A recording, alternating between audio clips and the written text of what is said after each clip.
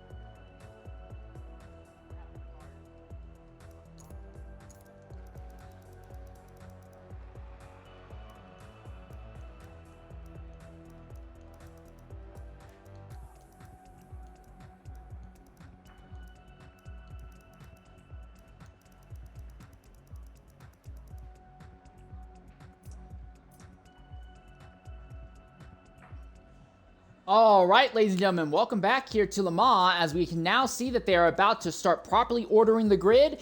This event is going to be a little bit nice because our numbers for this event are perfectly 69 nice teams entered. That means that all three lobbies, the A lobby, the B lobby, and the C lobby, all have exactly 23 entrants. So we will have a completely full lobby, or almost full lobby. Technically, there is a 24th person here. That's me, but I'm not actually on track. But we're going to have as close to a full lobby as we can get for today's event.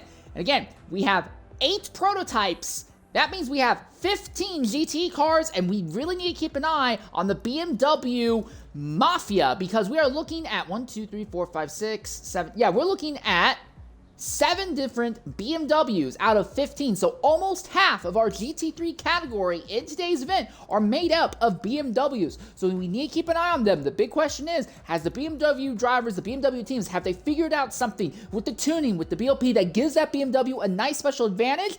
Did they go with the BMW because it was easy to drive, but just because it's easy to drive doesn't necessarily mean it's going to be fast? Or is it just that the BMW is a generally popular car? That will be a story that we're going to try and keep our fingers on and keep an idea on as the event goes through. Other thing to consider, there is no Cadillac prototype in this event. We have the Porsche, we have the BMW, and we have the Lamborghini, but with the Cadillac hyper cars that are also in this game, we do not have them in the C lobby. I've not gotten a chance to check A or B lobbies to see if there's a Cadillac there, but here in the C lobby, we do not have a Cadillac entry. So the prototypes in the top category, not quite as diverse as what we could see, and still, in that case, we're looking at 3 Lambos, 3 Porsches, and 2 BMWs.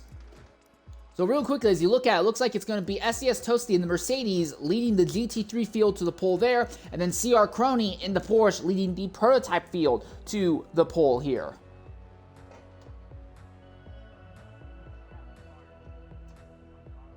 Real quick, for the people in the comments, because you keep mentioning them, which team is the Sakura team? Who's in the Sakura car right now? That is Magic, I believe? Who's Magic?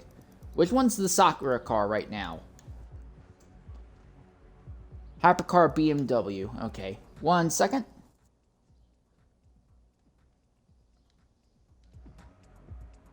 Because we have 2 different BMWs. We have the BMW hypercars right now. So I'm not sure which one it is. We'll try and get a word on that a little bit later. But as the field now begins to load onto the circuit proper here, and we prepare to get underway.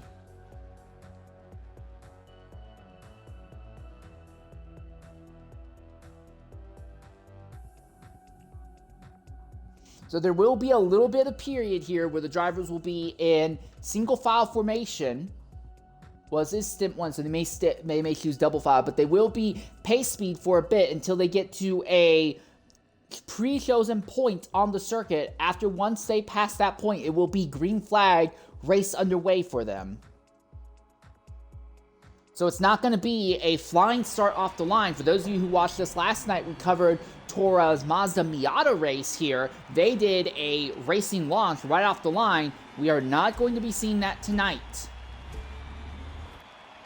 All right, and stint 1 has begun. Now, of course, there is a possibility that they may have to reorganize the grid or adjust the... I'm just going to turn this off for now, or readjust the lobby if there are some sort of technical issues, but right now everyone is rolling single file, but we'll keep an eye on that. CR Crony in the 963 Porsche prototype is the one in the top category. Okay, Lazy Ark's not in the C lobby, I see. Okay, they go under the Dunlop Bridge. Still relatively reserved at the moment.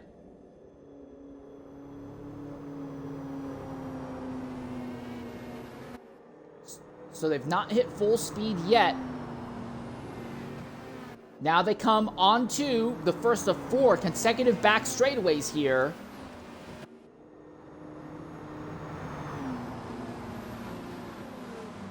Our prototype field all single filed up right now, waiting for the word to go green. You can see the GT3 is a little bit farther back there. SDS Toasty leading the GT3 category in the background in that Mustang. But we're keeping an eye on Crony and Grizz. When do they go green here at Le Mans? So, one other thing to remember is that it is the winning team is the one that completes the most total distance across all 12 stints. Stint 1, because they end up waiting so much longer to actually take the green flag, Stint 1 typically sees the least amount of total distance earned in the event. So, with that in mind, Stint 1 is not going to be a great indicator. It's not an awful indicator, but it's not going to be a good indicator of what the overall total distance you will see on a stint. It's actually going to end up dragging down the overall average, and we'll see stints 2 through 12, all the teams and drivers will go just a little bit farther, assuming they don't have issues like accidents or disconnects or anything like that. Real quick, let's look at some of the telemetry for some of our top drivers. A little bit less than 50% in the fuel tank for Crony, who is our leader. LMP Grizz, who is second, has about 68, probably started with about 70% in the fuel tank. Rama, who is starting third, they have 80% in their fuel tank. SJM Dubs, who is in 4th position, has nearly an entire fuel tank. So Dubs is really in it for a long haul with their fuel tank. Nibbles Biscuit, 88% in their fuel tank, so they probably start with about 90%. Phoenix 8, who's going to be starting 6th in the prototype category, another driver with a full fuel tank at the start of this event. Matthias, A2010, they have about 68%, so they probably start with about 70% in their fuel tank as well. And then AMT, the last of our prototype drivers here, he has started with about 80% in the fuel tank. So why does that matter? Why am I looking at the fuel tank numbers for the drivers here on the circuit? Well, the more fuel, in Forza Motorsport 8, there is some semi-realistic representation of the weight in the fuel and how it impacts the car. The more fuel you have in the car, the more weight you have. That makes the cars a little bit harder to drive in the corners and makes them a little bit slower on acceleration and just a little bit harder in braking. It's not a massive amount. It's probably not even a full tenth of a second per corner. But the thing is, around here, an 8.5 mile long track, it adds up bit by bit around the entire circuit. A car that has less fuel is going to be faster. Not by a lot, but they will be slightly faster than a car that has more fuel. However, there's always the counterpoint. There is always the other side of the coin. The car that has more fuel can stay out on track more and spend more laps, running laps, turning laps closer to their full speed. They're not going to be spending as much time in the pits necessarily. As we see our prototype field now go through Indianapolis and Arnage, real quickly a look down through our GT category. Toasty leads in the Mustang, Servosky is second in the Porsche, Morpheus is third in the Chevy, fourth is Kelchan. And once again, we will give a shout of thanks to Kelchan, who is also doing lobby host work. PTG Ruskia is there in another Mustang. He'll be starting fifth. Then you have AFZ Dark, the highest in the BMW Mafia, will be starting sixth in category. After that will be Leo Perez, then Apex Kimmy, a man in the midnight. After that will be G4S Frextax. Again, he will be stepping in as broadcaster for some of the stints that I will not be covering in this lobby. After that will be Cole GX the second in that 4 Mustang, HYZ Pizza Box in the 999 BMW. Then after that, you'll see right behind him Ace on 240 HPS. After that will be FLR Justin 23 there in the 44. After that will be Artico Del Sur and HYZ Williams. They will be the two rounding out the rear of the grid for today's event. I don't know what Williams is doing way out there in the dirt, but he's had a spin, and Williams is having an issue here at the very start. They've not even taken the green flag, but he's already had a spin and has gone off early.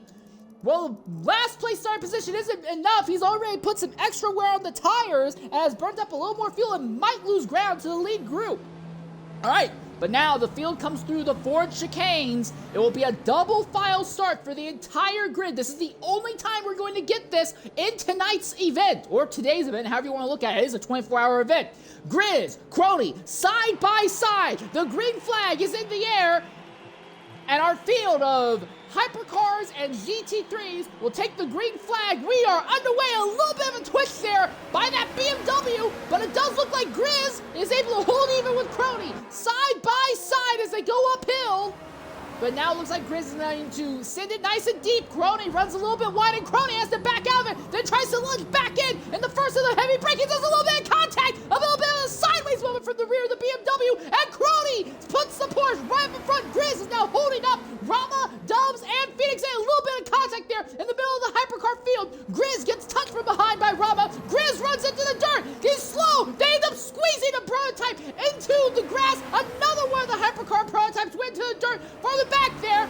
Grizz now falls behind Rama, gets a draft, is going to try and pull back alongside, but this has been fantastic for Crony. As you can visibly see, Crony has already opened up a massive gap on the rest of the field here in the top category. Grizz and Rama in a dead heat, neck and neck drag race down the first of 4 consecutive straightaways here. Phoenix 8 runs just a little bit behind him. We ride on board Phoenix 8 as he looks at these two going side by side into the first braking zone. Who goes deeper?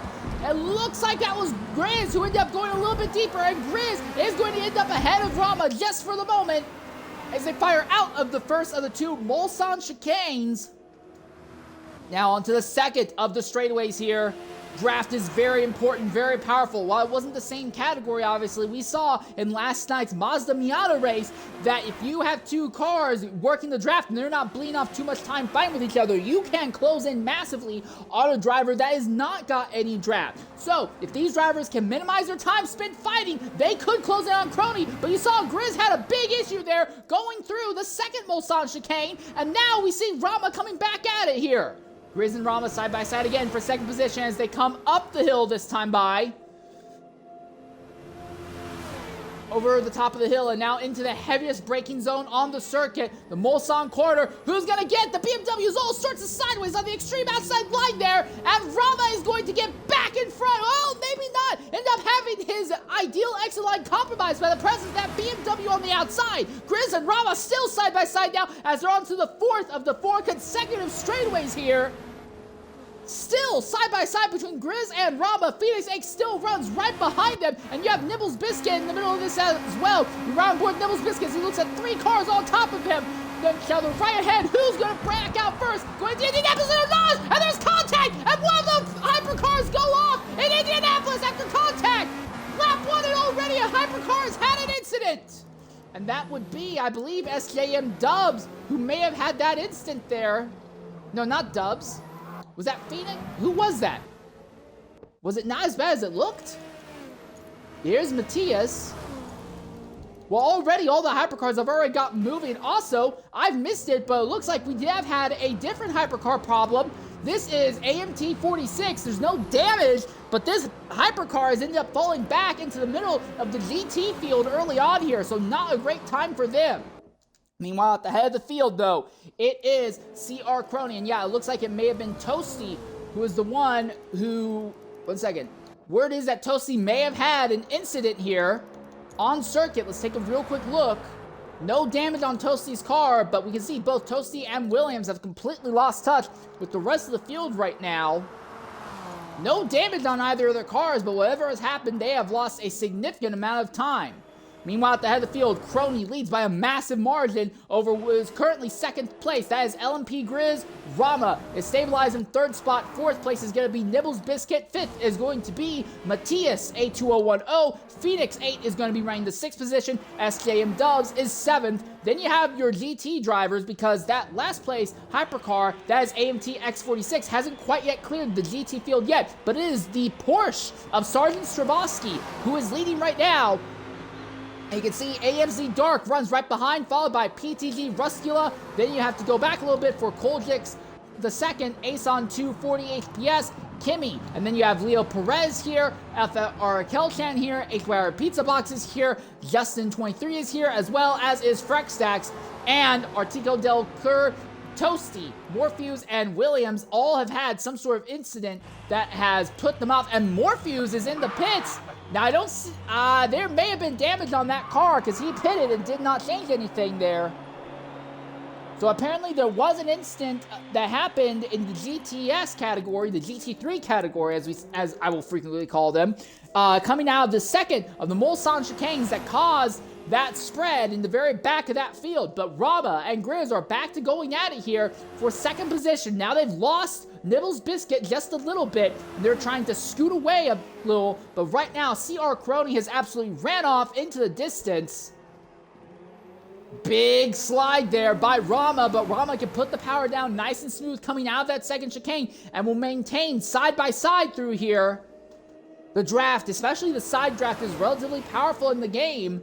Now, the side draft is a really high-risk, high-reward thing. When you're riding directly side-by-side with someone, it can give both cars a little bit of a boost. However, it does mean that you're going to be compromised going into and out of corners, and that is a big amount of twitching there by LMP Grizz. And Grizz on the inside line had a bit of a hiccup coming into the Mulsanne corner, but still side-by-side with Rama now as they come down the fourth of the 4 consecutive straightaways here. Again, we will turn our focus to the GT category in a bit, but right now, I'm curious to see how this battle here in the hypercars play out. They go into the Indianapolis and Arnage chicanes again. We saw contact here and a spin before. That's Nibbles! Nibbles is having an issue, and Nibbles is into the outside wall.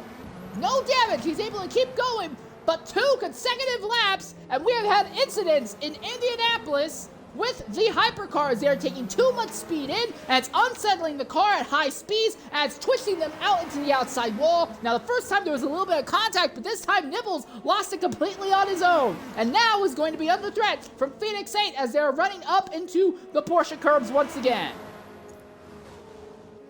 Here comes Phoenix 8, looks to the inside of Nibbles. Nibbles gonna have the nice wider line and fires it off relatively clean into the corner. Looks like for now, Nibbles is going to be able to hold on to their position. Real quick, we go ahead and look down at the GT category, though. It is PTG Ruscula who has stolen the top spot from Sergeant Stravosky. Stravosky misses the corner, and Matt Porsche, he's not the only one. We saw another one. I think that was one of the Mustangs, went off wide farther back there, and now that's Koljix the second, who will sneak by Sergeant Stravosky there. AMC Dark is going to be right there, now ready to capitalize. And Kimmy is there as well. Side by side between Stravosky and Koldix, but no, it does look like Koldix will nip Stravosky here. And that Porsche runs wide now in the Porsche curves. Well, it may be named after that manufacturer, but it's not good! And Stravosky gets turned! And he's hard into the outside wall! Stravosky just started bleeding out time, got off the ideal line, and a little bit of contact in the Porsche curves. And while the engine is still functioning, the steering rack is damaged, the driveline is damaged, the aerodynamics and the springs on the car is damaged. And Stravosky, who had a top 5 run going, finds their run derailed, and we're not even 15 minutes into racing here. And the first stint has been a messy start to this event. So we'll see them go ahead and jump into the pits, unsurprisingly here, but this means that Ruskula now leads. Koldix the second has moved up into the second spot right now. AFZ Dark runs third, the highest in the BMW M4 Mafia today. There you have Ace on 240 PS. In the Mustang, they're running fourth, and Apex Kimmy, a man of the midnight, right here in 5th position right now. Now he's going to take the fight to that Ford Mustang, try and make it a move for 4th position. Can he complete the overtake here in the Dunlop S's? It does look like he will. So Kimmy puts that Chevrolet up in the 4th in the GT3 category. Bit of a twitch and a slide back there for Ace. Runs really wide. Should still have the draft off of that Chevrolet though.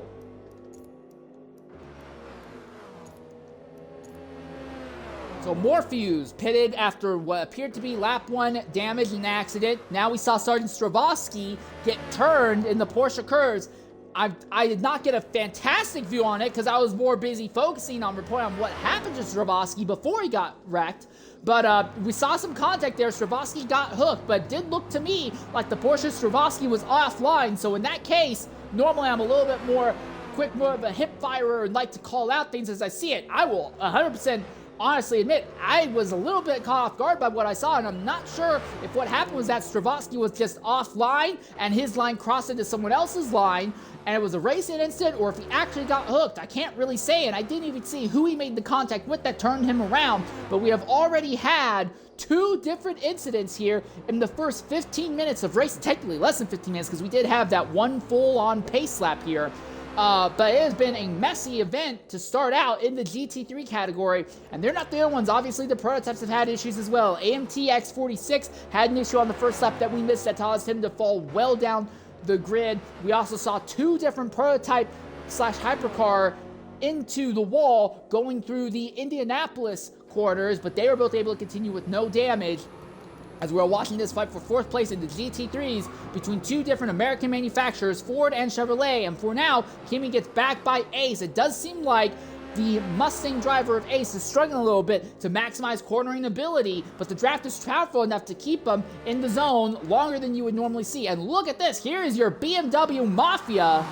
While there is one BMW right in the top 3, this is where most of your BMWs are. Del Sur, Pizza Blocks, Justin 23, Frextax, Leo Perez. This is an absolute glut of BMWs right now, and someone's gonna have to back out because they're coming into the Indianapolis and Arnage chicanes. You don't want to be going side by side by side this deep into these corners. Who's gonna back out as they come through here?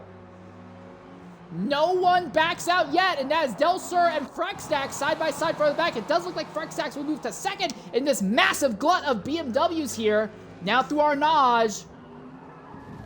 Frextax didn't have a great run in, but it doesn't look like Pizza Box had a good time out either. Looks like they're all able to keep themselves under control as they went through the Indianapolis and Arnage corners that time by. As something happened to Grizz. Grizz is falling! Grizz is falling in the hypercar categories! Has there been damage to Grizz, or did he just spin out? No damage, it looks like he's just spun out, but Grizz, who had been running top 3, suddenly finds himself plummeting out of the top 5 in the hypercar category. So now we see Nibbles Biscuit is going to be the one fighting with Rama for a second spot, and all the while this has let CR Corona continue to open up a massive gap on the rest of the field. So the hypercar category for now continues to be calm-ish, although things still are happening. It has been calm-ish. GTs have been a lot more chaotic as this event has gone on, though. All right, we're going to go ahead and take a Twitch-mandated ad break here, but while we do, we are going to continue focusing on what is a potential fight here for what could be 2nd, 3rd, 4th, 5th right now right here, look at this. Ace and Apex still on it. We're going to keep an eye on this, but we will be back momentarily here at Le Mans.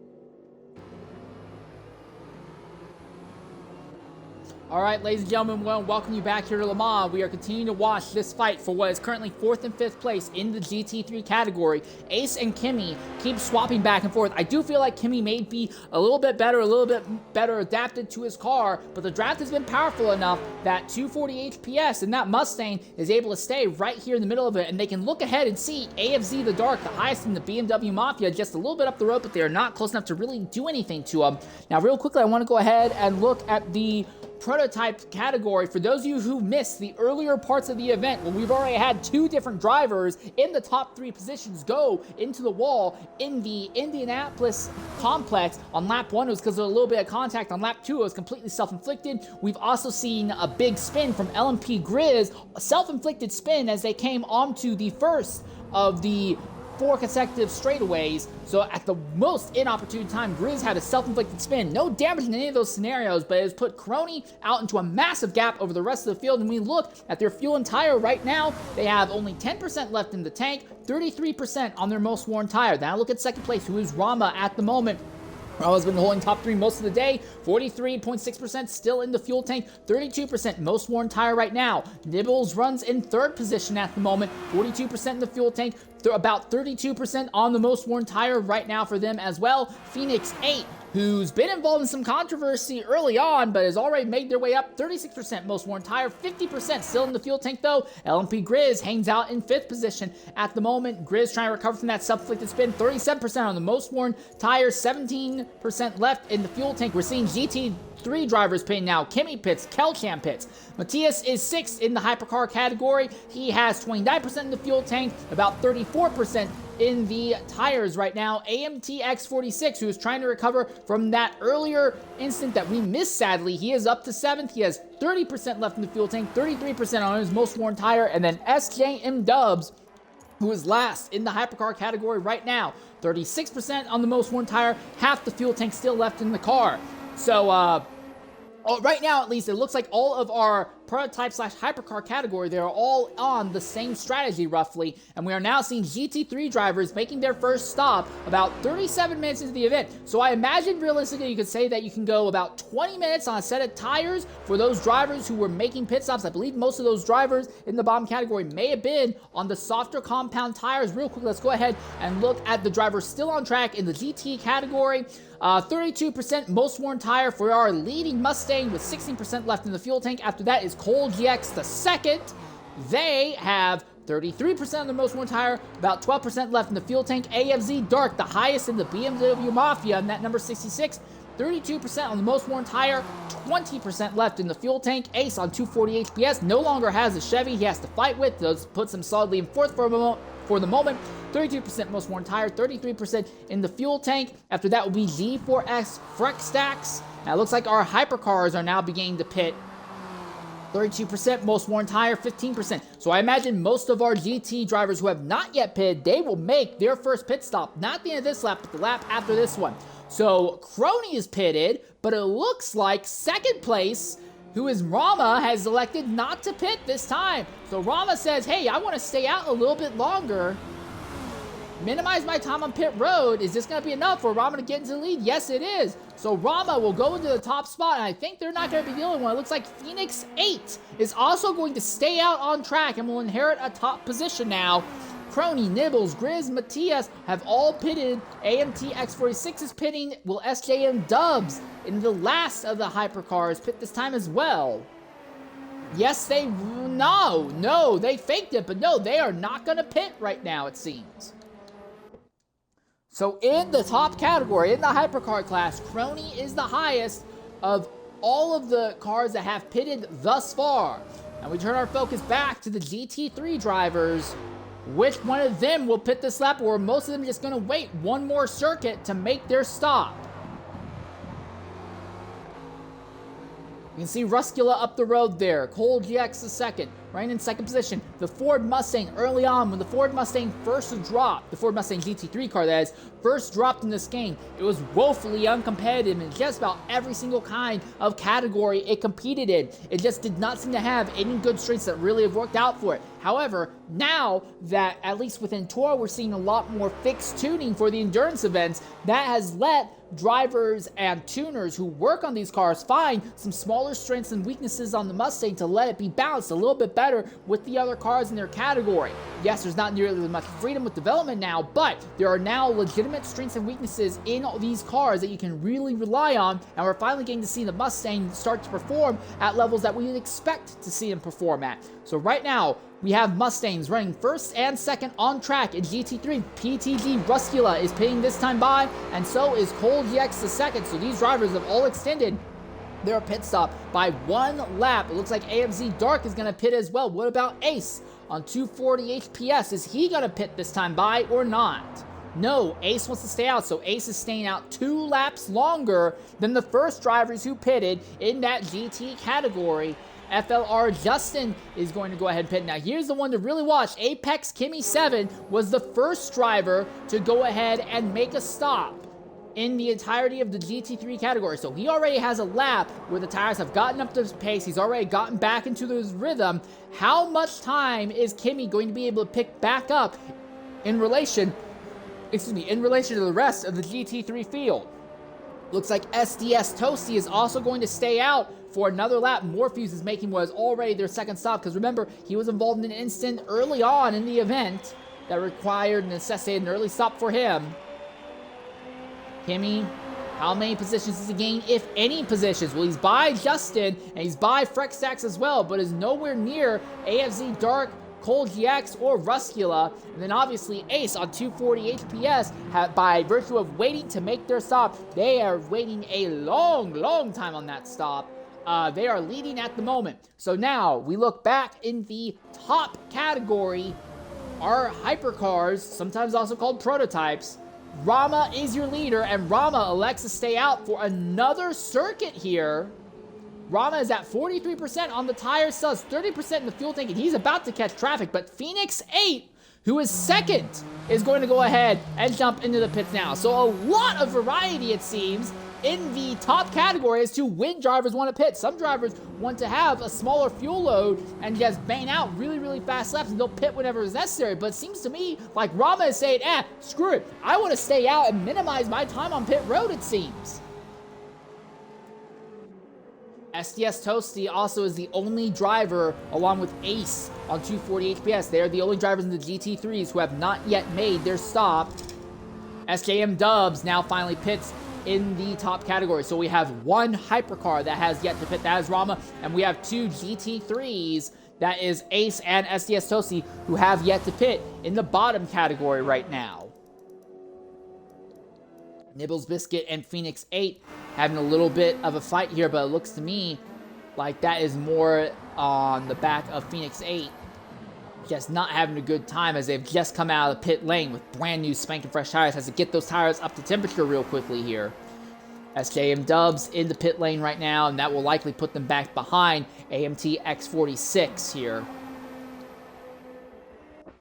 Well, it's not the Mustang that led early on, but once again, we have a Mustang leading here at Le Mans in the GT3 category. Ace, utilizing an alternate strategy, running in the top spot in that number 49 machine. PTG Ruscula, though, is anticipated to easily take the top spot back, and what is currently a fight for fourth, but will turn to a fight for third once Ace does pit, has kind of started to develop here between Cole GX in second and AFZ Dark 2553. You know, for the sheer numbers that the BMWs have turned out, and this is the only BMW, at least early on here, who really seems to be showing a lot of capability. A little bit of a sideways moment by Cole GX, really stuck the car into Indianapolis and nearly lost control of the rear end. But he will stay on track, he'll stay ahead of Dark for a moment. But yeah, Dark seems to be the only BMW, at least early on, who is making good time with that BMW. Is Ace gonna pit this time by or not? That is the big question. We look real quickly at their fuel and tires.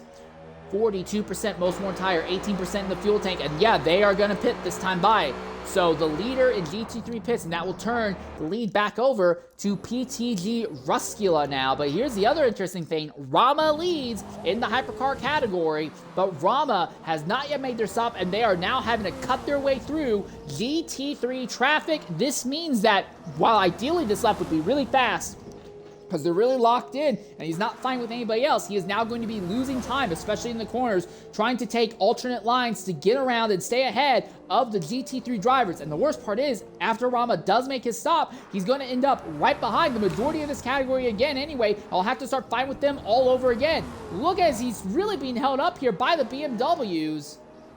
Rama is not going to be happy with that, as it looks like some German manufacturer on German manufacturer violence going on here. All right, Rama pits this time. Yes, Rama will pit this time, since this will turn the lead of the hypercar category back over to CR Crony, who is just about to catch GT traffic. In fact, that is GT traffic he is catching. Is that Williams he's just gone by? No, that is not Williams. Williams is way off the pace. That is Del Slur and Morpheus that he has gone by. But Crony is going to be your new leader, or I guess retaking the lead in the hypercar category, now trying to rush their way through GT3 traffic. And with a 23 car grid, and with 15 of those being GT3 cars, for the hypercars, the risk and reward benefits of dealing with the GT3 category traffic is higher than when it has ever been. Rama's going to be coming out of the pit shortly here. I'm going to be interested where they end up in relation to Nibbles Biscuit and Phoenix 8. And it does look like SDS Toasty elected not to pit again. So Toasty is going to stay out for another entire lap in that Mercedes. Their tires have not yet hit 50% wear, so I'm sure that helps a bit. Also still has nearly half of their fuel tank as well. So Toasty, when they finally do make a stop, they could make this a potentially slightly shorter stop by not needing to put as much fuel into the car. Toasty going deep here on Kelchan, a little bit of contact. Mercedes on Mustang action here. And it looks like Kelchan is not happy with it and really put the bumper to the rear diffuser of that Mercedes as they came out of that chicane. Okay, where is Rama in relation to third and fourth place in hypercars? Rama is still quite a bit clear of Nibbles. Nibbles can see Rama ahead, but it does look like Rama has the position over Nibbles. And considering that Rama stayed out on track for what was basically 33 minutes, I don't remember 100% for sure if there are mandatory stops in this event or not, but if there are no mandatory number of stops throughout the run here, Rama might be in a fantastic position by having gone so much farther on their pit stops. Perez and Pizza Box have been having a little bit of a spat here. Some of the BMW M4 drivers just keep going back and forth at it here. What had been a massive 5-car BMW fight has now come down to just these two, and then just behind them, behind Perez and Pizza Box, is Sergeant Stravosky, who is trying to recover from that accident from earlier. So we're likely going to have to see Stravosky pitting sooner rather than later, because they have been knocked onto that alternate strategy. And you look right behind them, that is some of your hypercars coming through here. In fact, that is Crony, your leader in the hypercar category, has to make his way through All the GT drivers give him just enough room to scoot by without too much issue, at least, it seems. So yeah, you can see Straboski had a relatively good run. That Porsche coming out of Mulsanne corner has cleared both of those BMWs here. You can see that Perez tries to close in and lunge back on that Porsche as they went into Indianapolis, but it's just not there. Through Arnage. Now we saw through Arnage earlier, Straboski ran a little bit wide, had a suboptimal line, and that kind of set him up for what ended up being the accident that happened to him in the Porsche curves. But now he's cleared those BMWs and is back to being in relatively clear track for the next little bit. I am still shocked that SDS Tosti has gone as far as they have without stopping yet. We have gone through over 30 minutes and their tires have not yet hit 50% wear. I think we'll see Tosti pitting this time by. I think there's a possibility that if there's not a set required number of pit stops in the event, and again, sadly, I do not remember if there was a set mandatory set number of pit stops, but Tosti might be trying to make this race on what could only be 2 pit stops. He's gone about 35 minutes here for their very first stint. Now, obviously, he's going to have to lose some of that time on their next stint because he doesn't have the pace lap to help him. But if he goes 35 minutes this stint, then does 32 minutes on stint 2, and then on his next stint on the tires, and then another 32 minutes after that, that would be 32 and 32 is 64, 64 and 35 would be 97. That would be just a little bit under the 100-minute distance. If Tosti is willing to deal with some bad tires near the end of one of his tire stints, I could see Tosti making this entirety of stint 1 today on only 2 stops. No, it looks like the word is there are mandatory stops, and there are 4 mandatory stops over the course of the event. Okay, so 4 mandatory stops over the course of the event. So, yeah, that makes the event very straightforward then, because in that case, you want to pit once every 20 minutes for the most optimal balance on the books. Now, obviously, again, it's going to be a little bit weird because we had that very long pace lap, which is going to kind of compromise and upend the way those numbers work right now. But if everyone has 4 mandatory stops over the run today, yeah, I would expect we'll probably see the next round of stops for most of our drivers in another lap or 2 here. Well, everything's gotten a little bit calm now. Everything's calmed down a little bit. We're going to go ahead and take a Twitch-mandated ad break. And when we come back, we're likely going to see some of our drivers begin to set up for their second round of pit stops here at Stint 1 at Le Mans. Don't go away. There's still a lot of racing to come.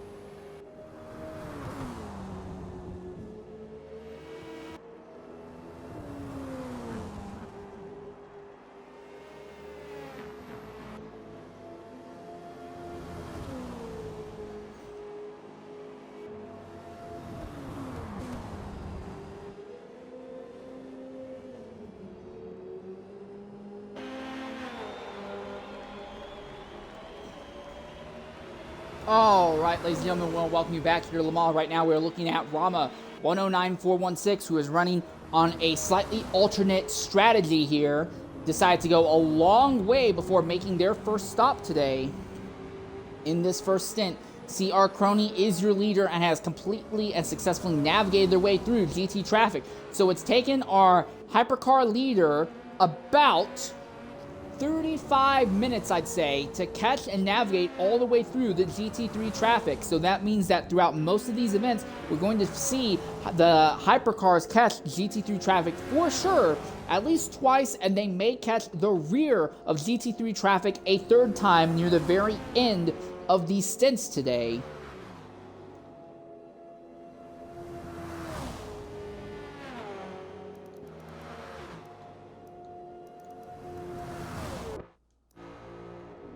This is your leader in the GT3 category, PTG Ruskula. There had been a fight with Ruskula. Kelchan had been there. Koldex had been there. Oh, Dubs is pitting already in the prototypes, in the hypercars. No signs of damage, but it looks like they're just electing to pit earlier here. Get their second stop out of the way now.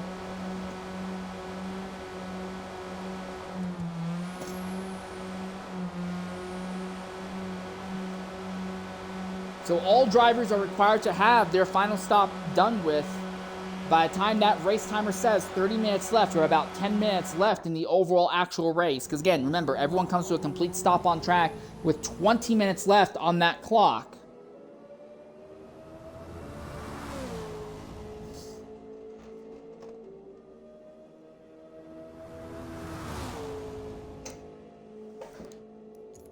So it is Crony, Rama, Nibbles, then Phoenix, Grizz, Matthias, AMTX46, and Dubs.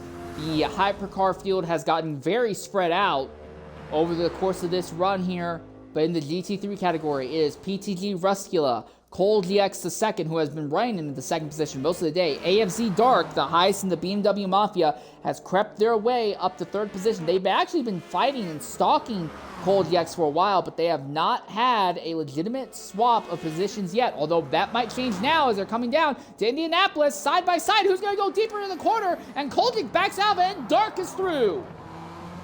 As they come out of Indianapolis, Dark now puts that BMW up into second position.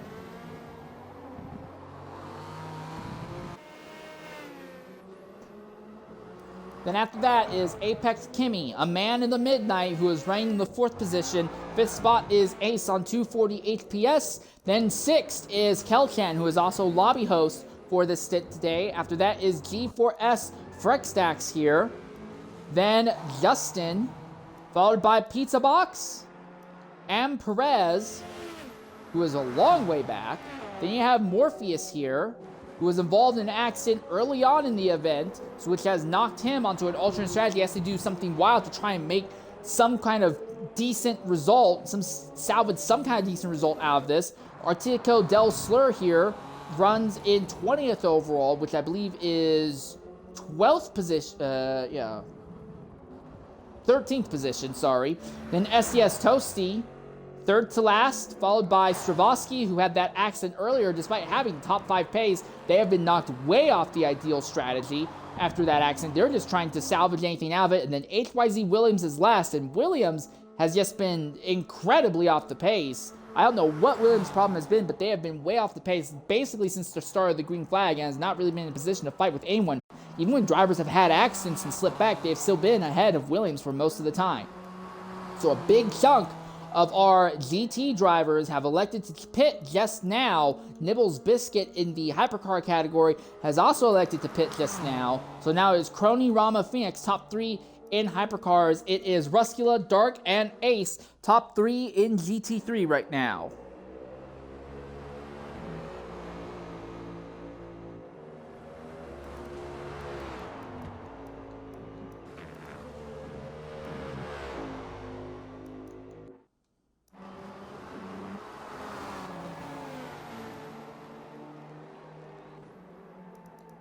So everything's calmed down a little bit here at this stage of the event. Also want to go ahead and real quickly give a shout to SDS Toasty. Waited well over half an hour before making their first pit stop.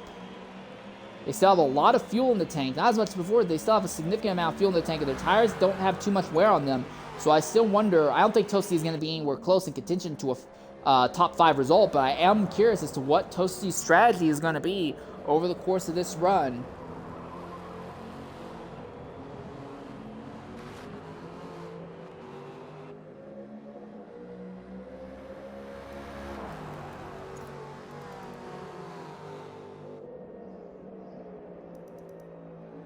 Bit of a slide there from Toasty. Not the happiest with that car by the looks of it.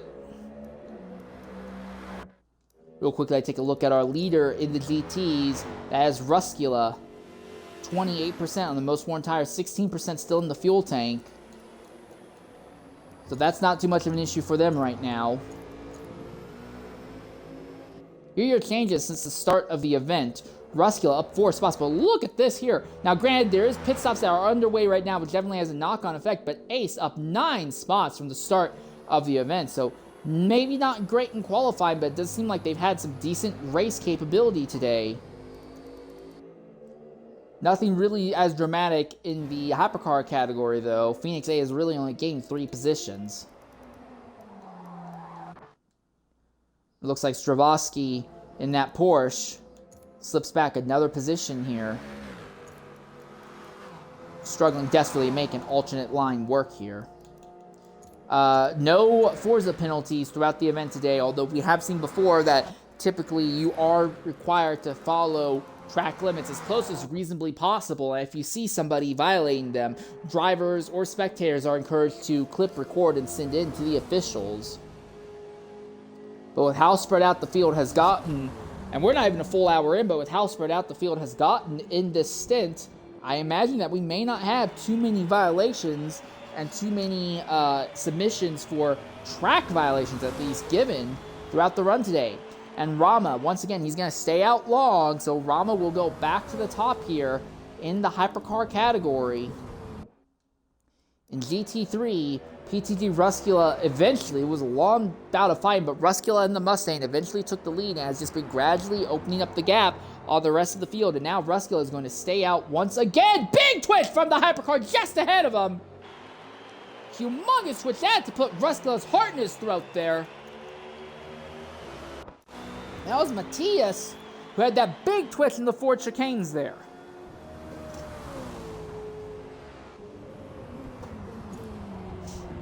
I don't keep track of track limit violations if I can help it. Sometimes if I see something really egregious, I'll say something about it privately, but I do not submit things usually unless it is something like, hey, the game gave a penalty or the game did something bullcrap, and I want to make sure that the officials are aware of it. I generally do not do submissions. I'm a broadcaster, and while sometimes I will stir the pot during the broadcast, I will not submit issues or submit things.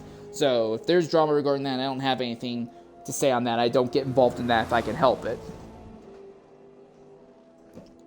So Matthias runs in 3rd position now by virtue of having not yet made their 2nd stop.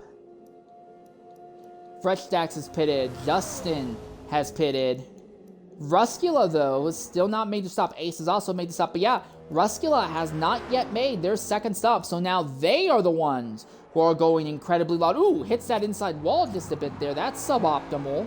No damage, obviously. He'll be able to keep going, but that's suboptimal for Ruscula. Just licking that inside wall like that.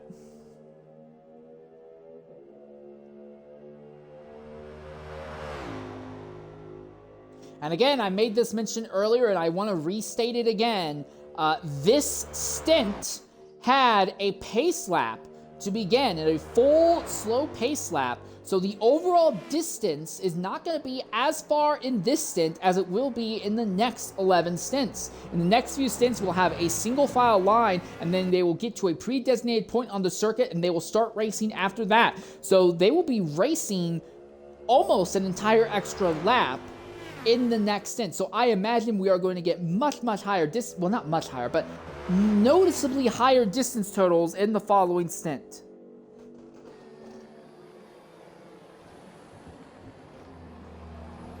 That's one of the hypercars slipping by our GT3 leader there. Someone in the chat said, hey, imagine if people at IMSA's Rolex 24 at Daytona could submit penalty submissions with cell phone video. good luck doing that. Most cell phone video I see is normally way too shaky and not high enough quality to get anything from. Would be a wacky alternate universe to live in, though. One that I would not want to take part in. I don't have the highest confidence in what IMSA's officials can and can't do, and that would further limit what I believe they could or couldn't do. SDS Toasty is the only other GT3 driver right now who has yet to make their second stop. Toasty went over 30 minutes before making their first stop in this stint, but I have to wonder, are they aware of the mandatory 4 stops that have to be done here? Because he's basically got 40 minutes to make 3 more stops here. Big slide, a lot of contact there, and again, Stravosky the worst off in that. All 3 of these drivers on wildly alternate strategies. Pizza Box is on something close to the normal strategy. Toasty is on a run-long strategy. Stravosky has been forced onto an alternate strategy after trying to recover from an accident earlier.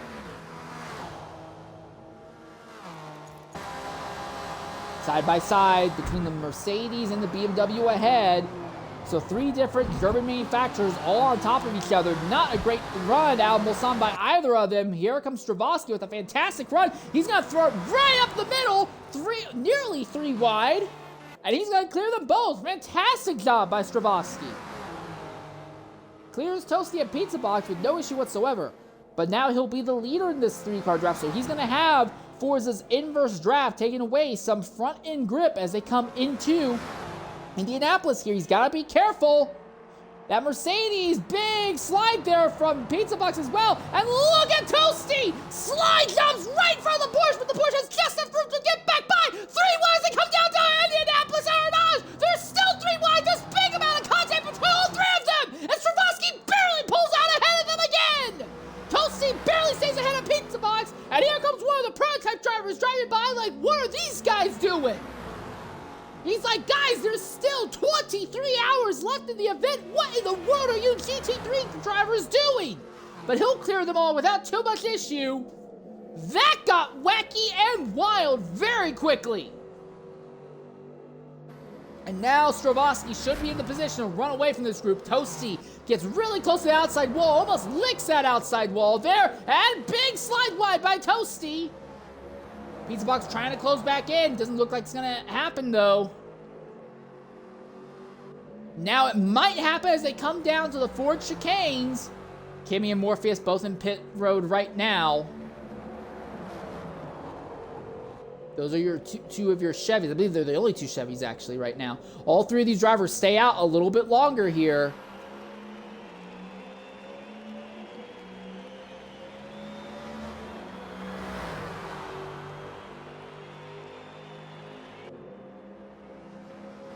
Well, that sure had gotten wacky for the moments there.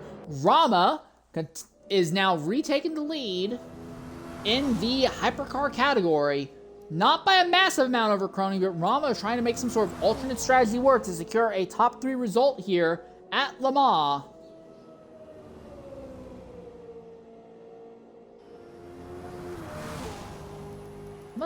How much life is left in those tires of his? 38%. You could stay out another lap if he so chooses.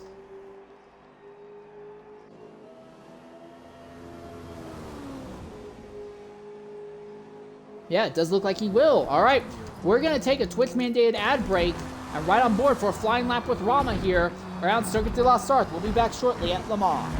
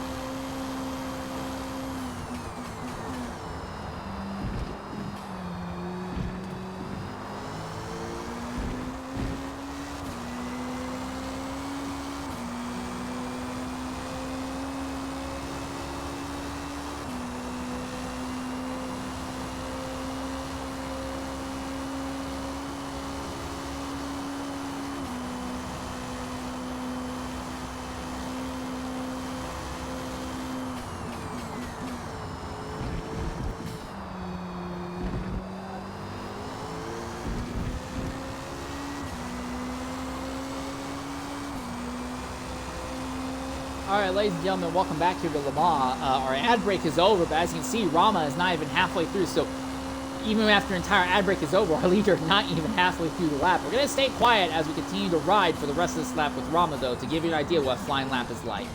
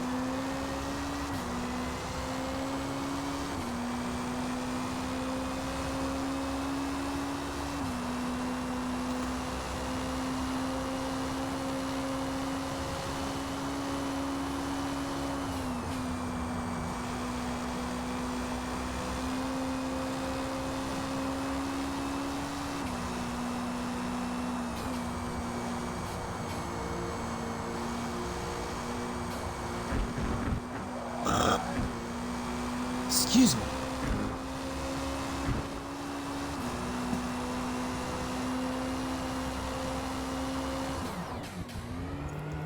All right, and that was a flying lap on board with Rama just before they came into the pit lane. So technically, we didn't really get to see what their onboard was like through the four chicanes, but that gives you an idea as to what a full flying lap looks like here around Le Mans. And we will now see CR Crony, who started on the front row and opened up an early lead in just the first 2 miles of the event, and has just been opening it bigger and bigger since then. Crony will now retake the top spot here in the hypercars. Also, while we were on board with Rama, we saw Morpheus make was their 4th stop now. He still has about 43 minutes left to run. So for Morpheus, it's just been a massive amount of pit stops throughout the run today in that Chevrolet. Not been a great time.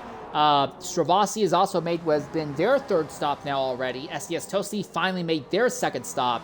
Tosti's in the opposite problem of Morpheus. Tosti still has 2 more stops to make over the next 43 minutes. It's not going to be impossible to make happen, but Tosti is in a slightly suboptimal pit window, I would say, right now. Still running with a lot in the fuel tank as well, interestingly enough. Artico del Slur has actually fallen to last now. Well, I say that, but Williams went off there in Indianapolis. Is there any damage to that car? No damage to that BMW, but Williams has just been having an absolutely nightmarish time of it today. Like, it is so bad, I think there is a possibility... Wait, has... No, there's no way. Yeah, there is a possibility that Ruskula is going to put Williams a lap down in this stint. And if it continues to go bad for Williams like it has been, Williams might end up going 2 laps down to the GT category leader. So not a great time by Williams. Again, wide and into the inside wall. Big hit on the inside wall. And the car has heavy damage after that. And Williams, who had that big spin coming to the green flag, has just been struggling to maintain any speed whatsoever today, has now had an accident, and what has been a bad day continues to get worse for HYZ Williams here. This will likely be their 3rd stop. Yeah, they are pitting now to repair that damage to the car. Not been a good time for him whatsoever. All right, in the GT3 category, Dark has pulled away from Cole GX II and is trying to run down on PTG Ruskula, but Ruskula is so far up the road. I don't know if Dark can actually do anything. And I said before, I said again, it seems like Dark is the only driver in the BMW Mafia right now that seems to be able to do anything. And yes, for those of you asking, we have 3 lobbies for today's event. Each lobby has 23 cars. C lobby is the lowest of the 3 lobbies this time around.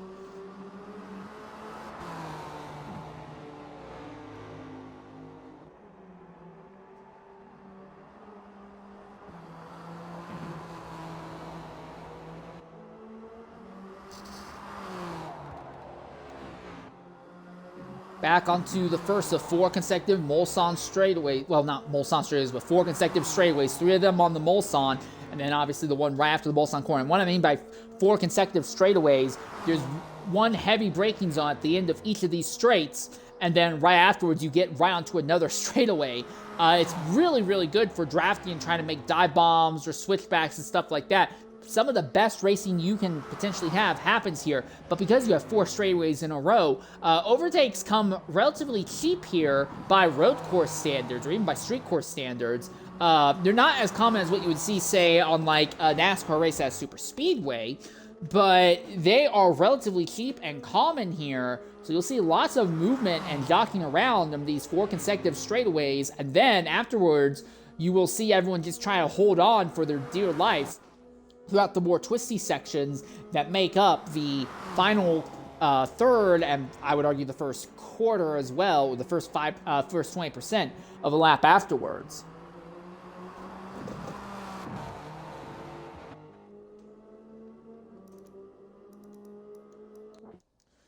Once again, real quick look at Rama, who is running second in the hypercar category. Reminder, Rama has led quite a few laps, but Rama is on an alternate strategy compared to CR Crony, and they've been running a lot of laps in relatively clean air since completing their first stop. So Rama likely on track to pull off a podium, but is not going to have anything close to the distance for Crony. In other news, this is Leo Perez. We've not really gotten a chance to talk a lot about him in the BMW Mafia. Again, we have 15 drivers in the GT3 category today. 7 of them, so nearly half of them, are BMWs. But like most of the BMWs today, Perez just not really been able to do a lot.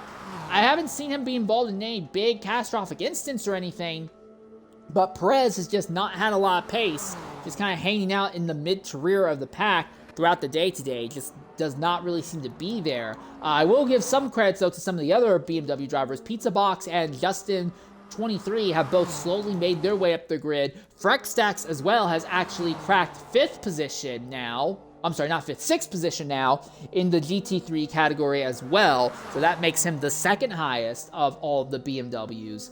But right now, if you look at the GT3 category, it is the Ford Mustang of PTG Ruscula continues to lead. Then is the BMW M4 of AFZ Dark in 2nd. Coljex, the 2nd, is rated in 3rd position, the next highest Mustang. After that is Ace on 240 FPS. He is 4th, and the 3rd highest Mustang, FFR Kelchan, runs in 5th right now. And you guessed it, it's another Mustang. Now, we did have a Porsche that was running up in the top 5 earlier as well. That was Sergeant Stravosky, but Stravosky was involved in that incident early on. He's just been on the recovery drive. We also had the Chevrolet of Kimi in the middle of the fight as well. But Kimi has already made their 3rd stop earlier than everyone else in the lead group, so we don't really know where Kimi's actual position is going to be compared to the rest of the GT3 category. The GT3 drivers have gotten a lot more creative with when they are making their stops in this run. Kimi licks the outside wall there in the Chevy, just a little bit. Trying to keep that car under him. Coljex, Ace, and Kelchan all have elected to pit this time by. But Ruscula and Dark are going to both stay out a little bit longer. And looking at the map, it does look to me like Dark is slowly closing down on PTG Ruscula as this stint is going on here.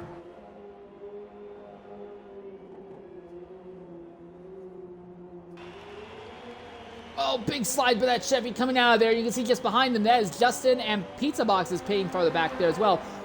Is that Morpheus, who is also there as well? No, that's not Morpheus. Is that... Oh, that might be one of the lapped GT cars, actually. Bit of a shock there by Kimi, as we saw that is Crony, I believe, blitzing by. Yeah, that's Crony, your leader in Hypercar, blitzing by. You can see Kimi had to whoa the car up, being caught off guard by the presence of the Hypercar blitzing by like that.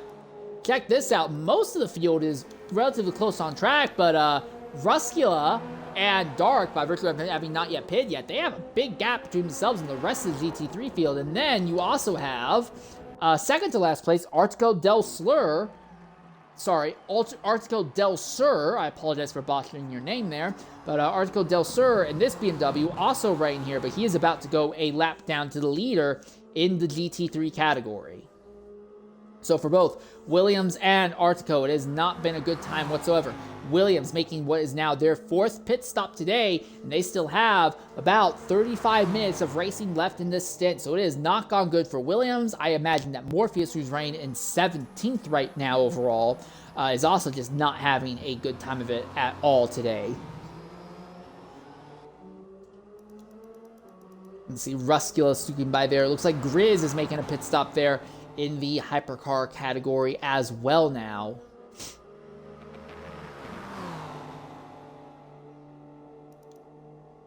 Nibbles has made their 3rd stop already. So right now it is Crony, Rama, and Phoenix 8, the top 3 in the hypercars. But everyone has gotten relatively spread out now. You can see Del Sur has gone a lap down now to Ruskula.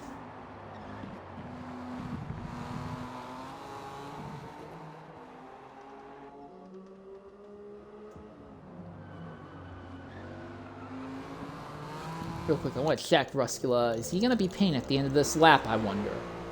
He's got 14% left in the tank. The tires only have 23% wear on them right now.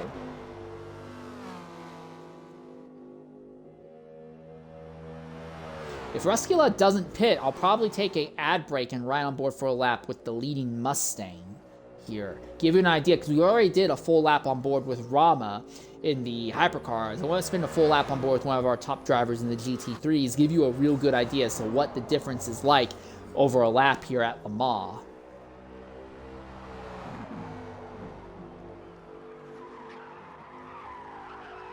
Oh, that's the sound of someone spinning. Has Del Sur just lost it back there? He has. Del Sur has had a spin coming out of the Porsche curves. So yeah, bad day going worse for him. And yeah, Ruskula staying out, so we'll take a Twitch-mandated ad break and ride on board for a flying lap with our leading Mustang here at Le Mans.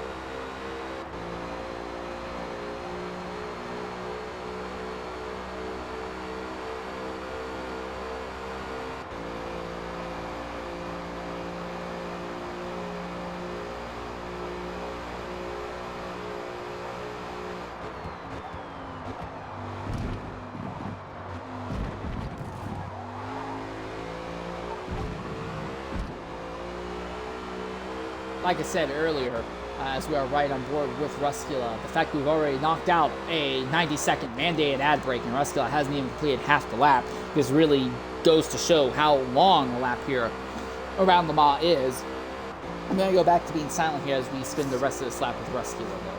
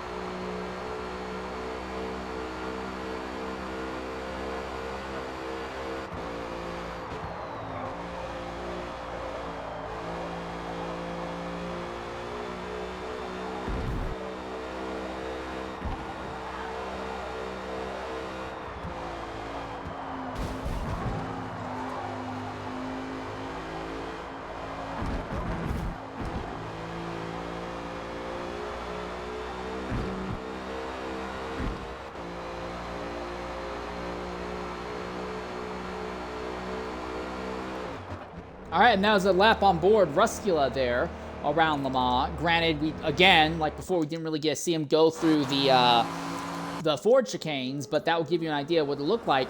Look at this though. Dark has been re-caught by Koljex II.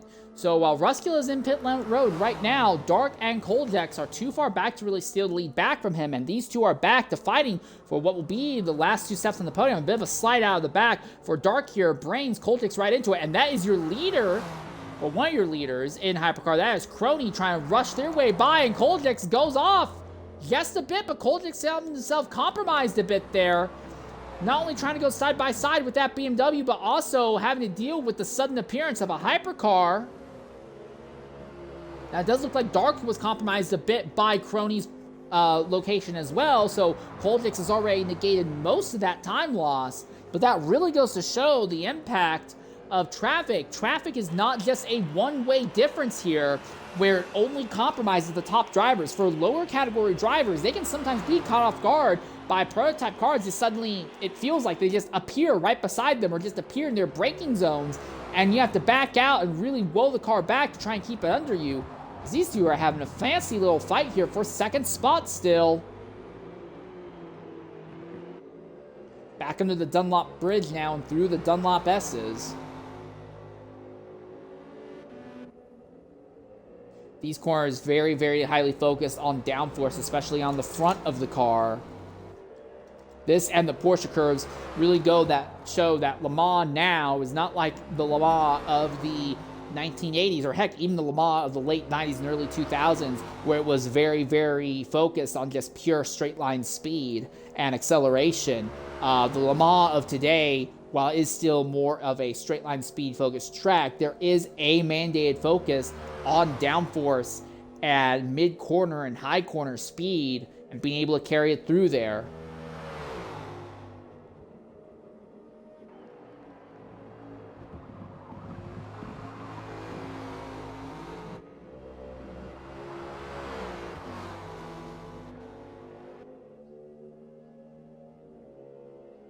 As the Chevy of Kimi farther back. The reminder, Kimi is on a slightly alternate strategy compared to them, but Kimi in that Chevy, a man of the midnight, hanging out in fourth right now, but not quite close enough by the looks of it to make a shot at the podium positions here.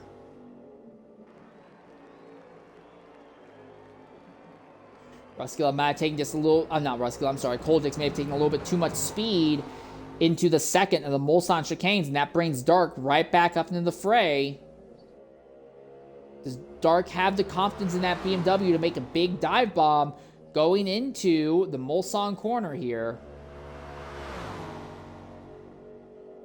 Pulling up, getting back alongside under braking. Here he is, looking to the inside. A bit of a twitch there by the Mustang on the outside, and Koljex falls back to third place. Dark now steals second.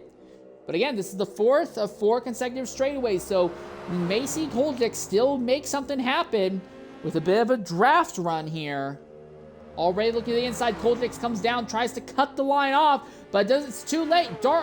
Dark is not able to cut the line down enough. A little bit of contact between the two of them, and Koljex is sideways, and can he keep it under him? He does! Koljex keeps the car under him! Fantastic save at 175 miles an hour by Koljex!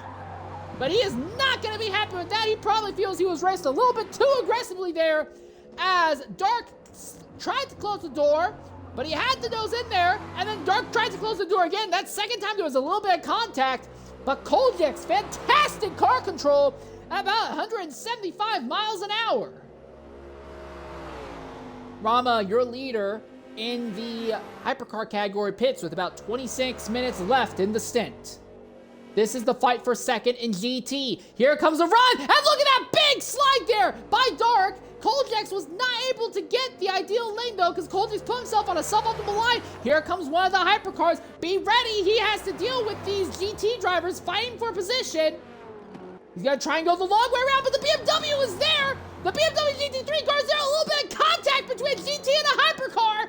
And right there, Koljex all over the back of Dark, but the track is just a little bit too narrow there. Can't make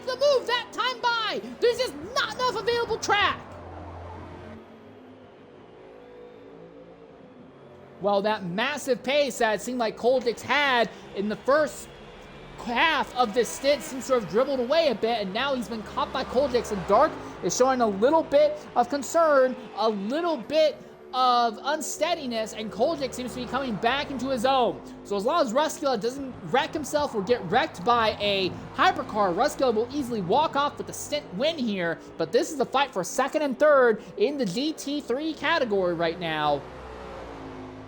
Who knows which of these two it could go to? Kimmy and Ace in 4th and 5th in GTs have pitted. They have made their 4th, which is their final mandated stop for the event, with 24 minutes left.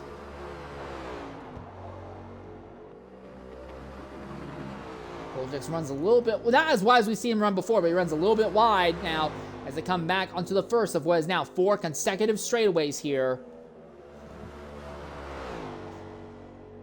Still has the draft on that BMW.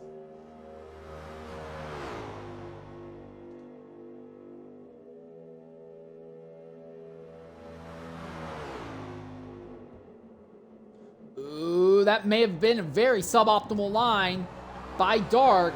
Went a little bit too deep, and the rear end struggled following the front and lost a huge chunk of time.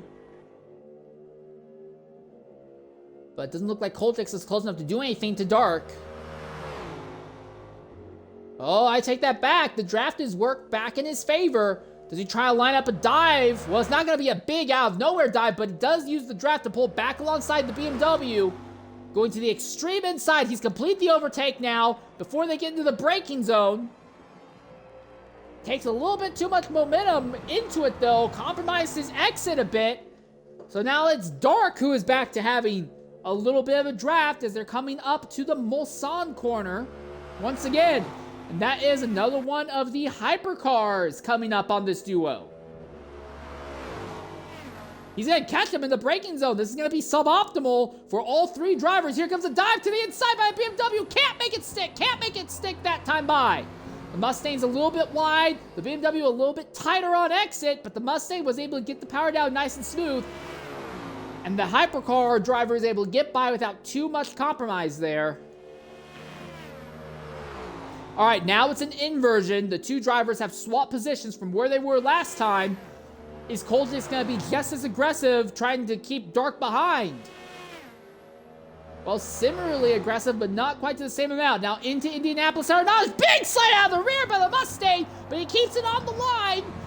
Doesn't even slide off the ideal line whatsoever. That is the perfect limit between what the car can and cannot handle there. And making the rear end slide out like that made the car artificially wider than it is and really denied Dark the chance of getting back alongside him.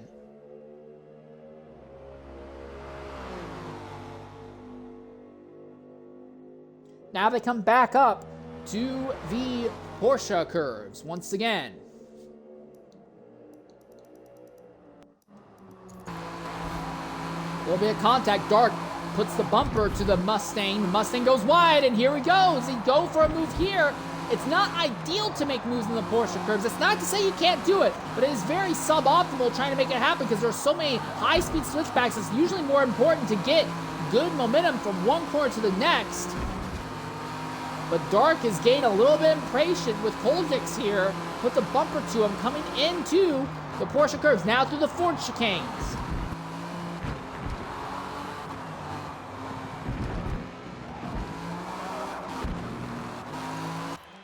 Not a good run through the Ford chicanes by the BMW driver. Koldix now opens up a bit of a gap on Dark.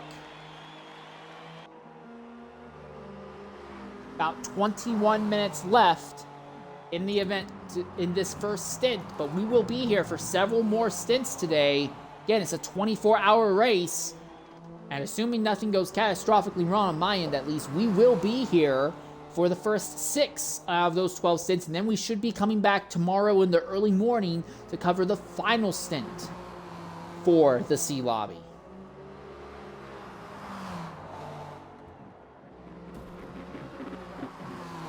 Dark is the one who runs a little bit wide as they come onto the Mulsanne straightaways this time now.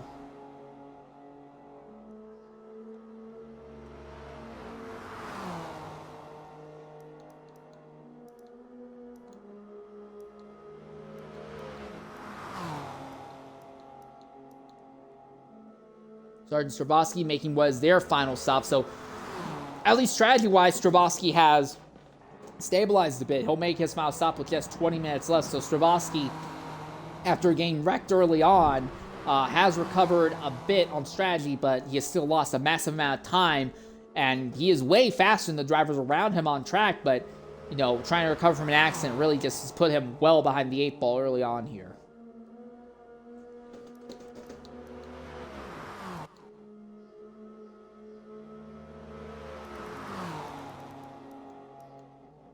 Yeah, William 7, last in the GT3 category, is actually at risk of going 2 laps down to the GT3 category leader. That really kind of puts in how bad it has been.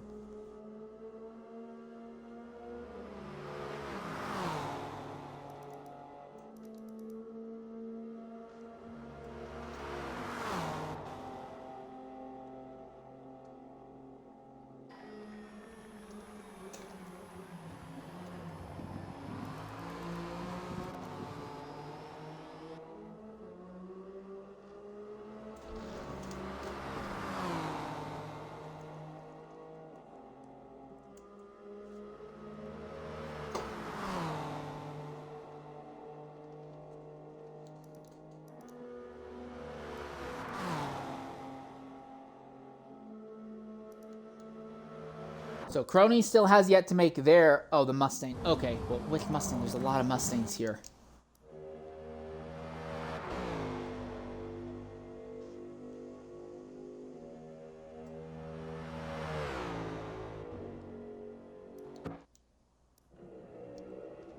Still keeping an eye on this fight for what has been second position here.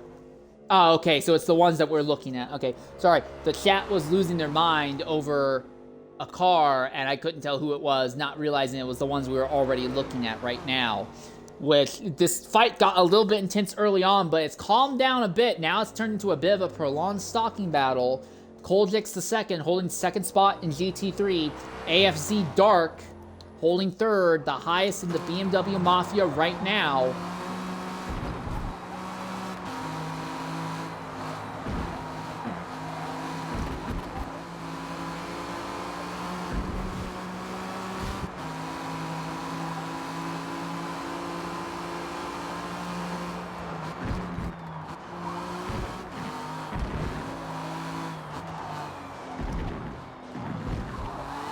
Well, Koljix has just elected to make a stop. So Koljix has made his stop. Dark stays out a little bit longer. All right. A little bit farther down the order, this is Frexdax, who is the second highest of all of the BMWs right now.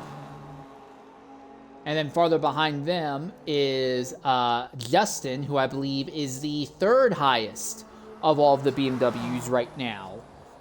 So apparently all 3 of these BMWs are all on the same super team, basically, the MSRC team.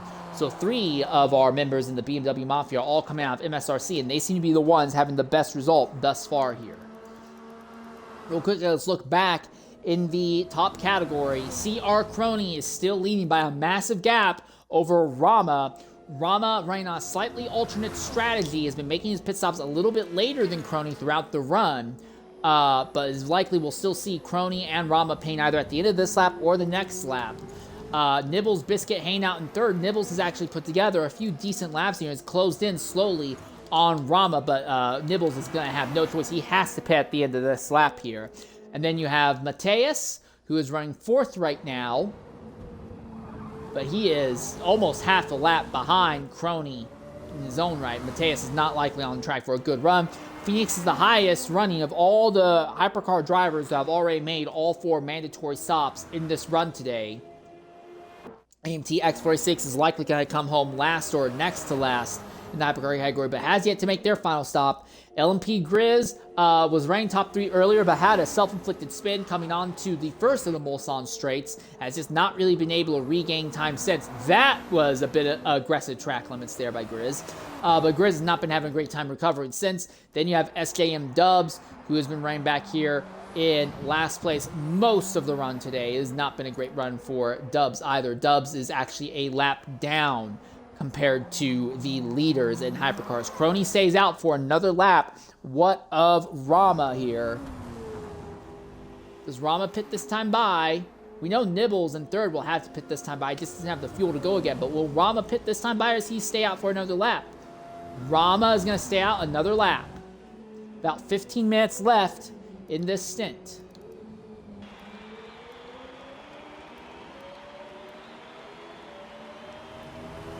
So after pitting, Koljex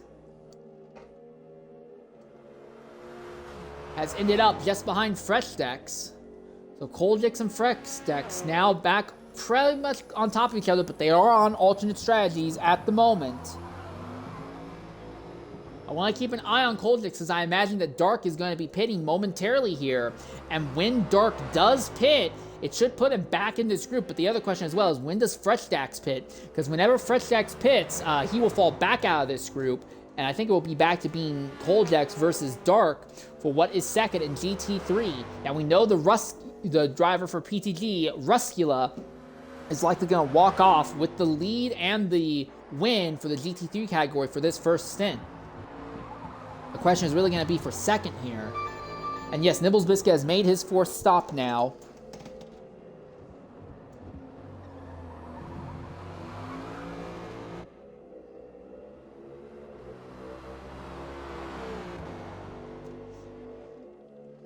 Mateus has made his stop, so we're going to see him plummet backward through the grid. Ruskula has made his final stop, so has AFZ Dark, AMTX46, and the Hypercars has also made their final stop now.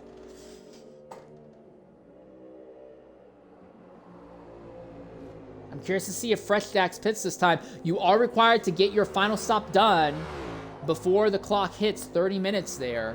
So I think Freshdax will have to pit this time or risk a penalty because he's just going to lose time. So I really want to keep an eye on Koljex here because Dark stayed out a lap longer than Koljex. And there's going to be only about 12 and a half minutes left until the end. So tire fall off is not going to be a big issue for these drivers. So Koljex pitting a lap earlier, is this going to give him an advantage here over Dark? He was ahead of Dark when he made his stop. Ruskula obviously retakes the lead after his pits here. Crony and Rama both have yet to make their stop. They have 2 minutes and 40 seconds to get into pit lane, but I think they'll make it.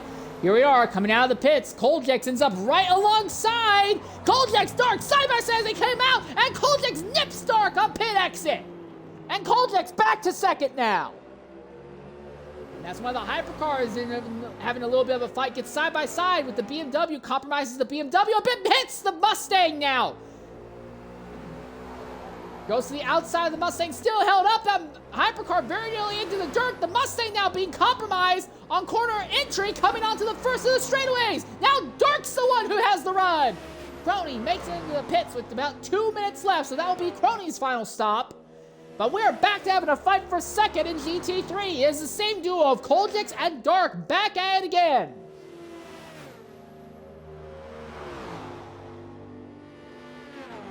We may be forced to take a Twitch-mandated ad break momentarily here, but I will keep the camera on this fight all the while, because this has become, once again, the most active battle on the track. Rama has made it into pit lane, so they will be good as well. Toasty is coming up to pit entry. I imagine Toasty will pit. Once we see Toasty stop, we will go ahead and make an ad break, because we'll know that everyone can make it to the end. They will not be required to make another stop. Yes, there's Toasty making the stop now. Here comes the move. Koljex, Dark, side by side once again. BMW to the left-hand side. The right-hand side is Koljex, neck and neck, side by side. Dark has the car ahead, goes deep, slides the rear of the car out, and keeps the Mustang behind. The Mustang makes 2-3 touches on the rear of the BMW, and now they power out of that second chicane and come back up the hill here. Back to the hill once again. They're still side by side as they now begin to accelerate back up the hill. Highest altitude point on the track, and now they come back off the hill, firing it off into Mulsanne Corner. That's another Hypercar closing in on them. A little bit of door-to-door contact between the two of them under braking. And for the moment, the BMW is back ahead. No, that is not, I'm sorry, that's not a Hypercar behind them. That is the Chevy of Kimmy. That's Kimmy, a man of the midnight, has made his way up into fourth. He can see this duel fight ahead. If these two spend a lot of time fighting, if they make some big contacts, pick one of them into the dirt in this section like we saw a few laps ago, Kimmy could suddenly be right in the middle of it and steal an unexpected podium out of this. Bit of a slide there by Koljax, but Dark got alongside him. Dark's through, and Dark's wide on exit. Koljax trying to fight back. Side by side as they come to Arnage. They both go deep into Arnage. And it looks like it's going to be Dark who has the position for now. Grizz is pitting again. What's this? Why is Grizz making another pit stop so late in the event? Has he had damage? Has he had an accident? No signs of damage, but he does not have enough fuel. Grizz underfueled. A bad stint goes worse for Grizz. But we look back at this fight for a second here. Big slide by the Mustangs. He slides himself right in front of that 66 BMW. Through the Porsche curves once again. Both of them on the very edge of what the rear of those cars can handle as they go through the Porsche curves. And Kimmy is getting closer and closer because he is not being compromised nearly as much here.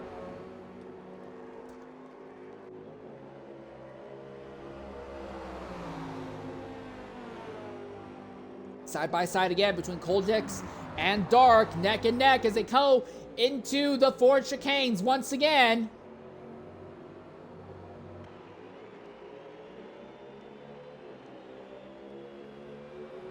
Now they came out of the Ford chicanes. This time Dark is the one who is well clear of Koljax, and Kimmy has almost caught this group. It might go from being a two-car battle to a menage a trois for the bottom two steps on the podium. Ruskilla has got to be feeling absolutely ecstatic over this because Ruskilla can just cruise in the distance right now with no issue whatsoever. Has something happened to Phoenix 8? Something has happened to Phoenix 8. Another one of our hypercars has had a catastrophic accident! And that is one of our hypercars, one of our top-rated hypercars. Phoenix 8 has had a catastrophic accident. He's hit from behind! He's hit from behind and dumped by a GT car! One of the GT cars, I don't know what was going on there, but one of our GT cars has gone ahead. Who was that? Was that Toast? No, who was that? One of our GT cars has just run into the back of a hypercar. I'm trying to figure out which GT car it was. Who was that hit him? It wasn't Williams. It was one of the red. No, it was Williams. Last place in the GT, and he has run right into the back. Williams has run right into the back of a hypercar that already had catastrophic damage and has made a bad time even worse. For Williams, not only is he going to be last, he's likely going to be close to 3 laps down, and Phoenix 8 is trapped in the middle of one of the straightaways, completely backwards. Everything except for a single brake and a single spray has been completely damaged here. What has happened? We missed the initial accident that Phoenix had, but Phoenix was trying to pull off of the ideal line, and then, out of nowhere, Williams came down, swerved into the back, and hit the prototype of Williams at a speed differential of about 50 to 60 miles an hour at one of the highest speed locations on the circuit. Luckily enough, this kind of salvages Dubs' race a little bit. Dubs is not going to be as far behind at least. But now, not only is Dubs going to be a lap down to the leader, Phoenix 8 is also going to be a lap down to the leader here in the prototype category. As you just see Crony going by there.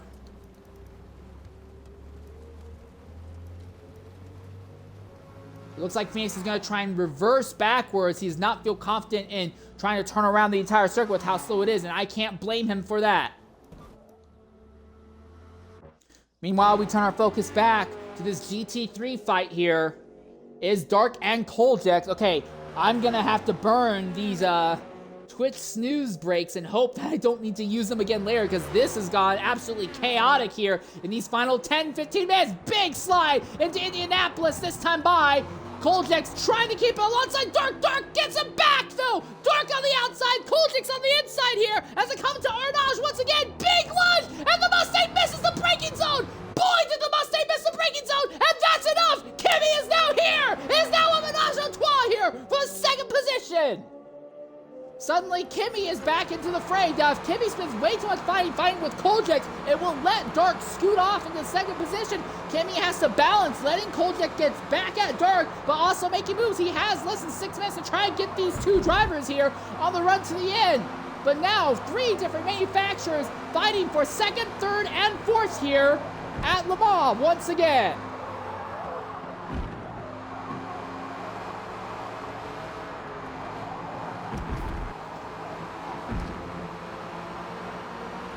on board with Kimi as he looks at these two ahead.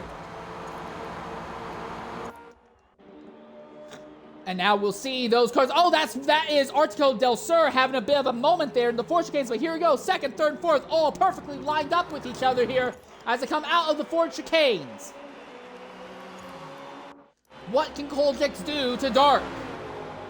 BMW, Mustang, Chevy, 3 different cars all on top of each other, all fighting for this position here.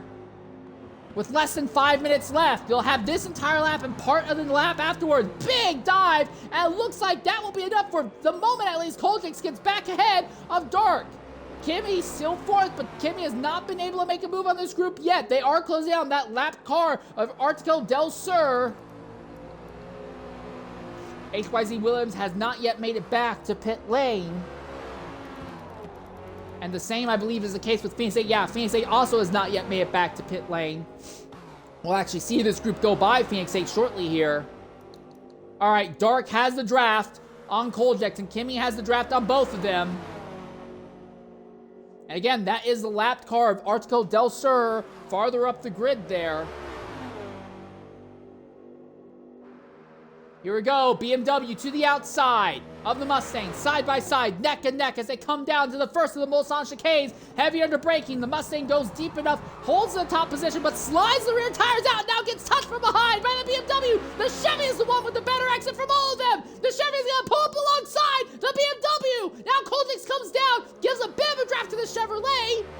Side by side between the Chevy and the BMW for third. Both of them getting the draft off of Koldix in second. And all 3 of them closing on the lap car of Artico Del Sur up ahead. Now they're 3 wide. They're 3 wide. They're going to try and split the Mustang. 3 wide. Someone has to back out going to the corner. It will be Koldix who backs out of it. Dark goes to second. And now Kimi cracks the podium for the first time today.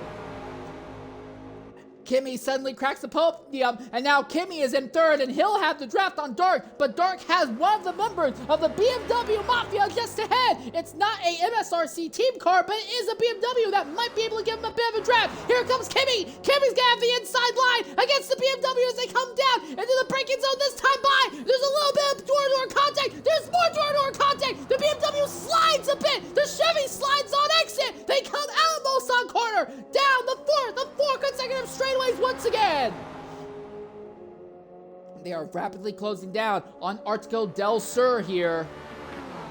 But there are 3 cars on top of it. Are they going to try and make it 3 wide again? They are! They want to make it 3 wide coming in to Indianapolis corner! This is a recipe for disaster! Someone has to back out of it! But for now, it's Koldix who uses the draft to get by both of them! Who backs out going into the corner? None of them! No, I take that back. Kimi, it looks like he may have backed down a little bit, but it's still Koldix and Dark side by side for a second briefly through Indianapolis. Now they come down to Arnage, and now it is the lapped car of Del Sur who pulls off at Arnage, but it was a suboptimal pull-off, really backed up Koldix a bit, and Dark is going to go back to having the draft off of them. Kimi's falling back just a little bit here. This will be the final time that this group goes through the Porsche curves. Ooh, very suboptimal entry, though, for Koldix. Has Dark been able to close in at all? It may not matter, because Dark is now back under threat from Kimi. And that's the lap car of Williams, who is offline there, but won't factor into this fight at least. Bit of a slide there by Dark, keeps it under him. Kimi still runs in third spot.